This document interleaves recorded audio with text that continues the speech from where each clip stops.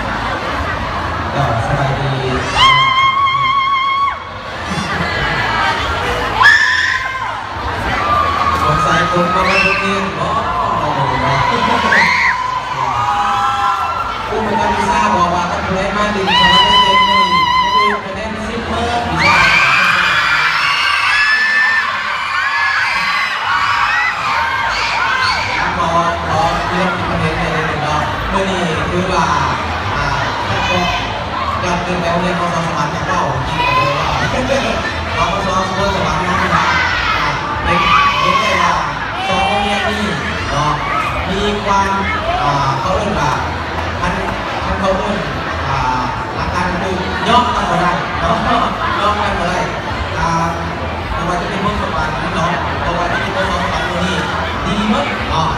ดีดีเนาะถ้าเป็นครูซิ่งสองโรงเรียนเมื่อกี้นะอาจารย์จะเสนอแต่ตรงนี้เป็นการเข่าห้องถ้าเข่าห้องมันทันขอเอาคืนในหนึ่งเนาะได้เชิญหรือมาสมิธเนาะเป็นการเอาสิ่งของประเพณีของเราเนาะว่าจะเป็นการทำแทนพ่อไหมการย่อให้ถึงฝ่ายเนาะการทำธรรมการคือว่าตัวนี้เป็นโจทย์ที่เป็นปีข้อสอบการทำไส้เนาะก็เรียกว่ามันก็หน่อยแต่กับโบราณเกินไปเนาะในการไปเส้นเนาะแต่โจทย์วันนี้ข้อสอบสมาร์ทไส้หลักการคือเอาเอกสารของการทำเสียงไส้เนาะคือทำแบบเนาะเริ่มจากทราบเนาะจากรับประชอเนาะรับประชอเวลาดูไทยเนาะมาเวลาตัดวายเนาะแม่บอกแม่ท่านรับประชอรับประชอรับประชอรับดูไทยเนาะแต่รับตัดวายที่ไทยรับประชอเนาะแต่คือว่าเป็นสเต็ปจากทราบคือไทยเต้นเนาะวันนี้เนาะเขาสนใจเนาะแต่ราคาไม่ได้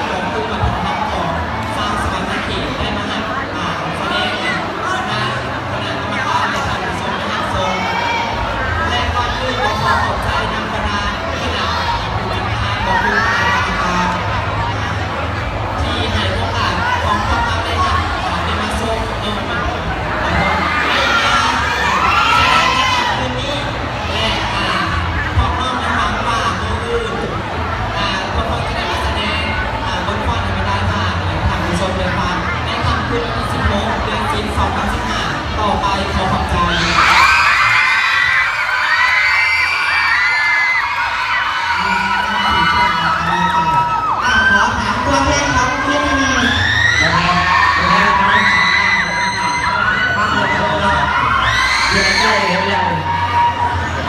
ขอพาเลยพานาบาเขาสอนสอนเลยเขาบอกนี้จะแสดงว่ารู้สึกยังไง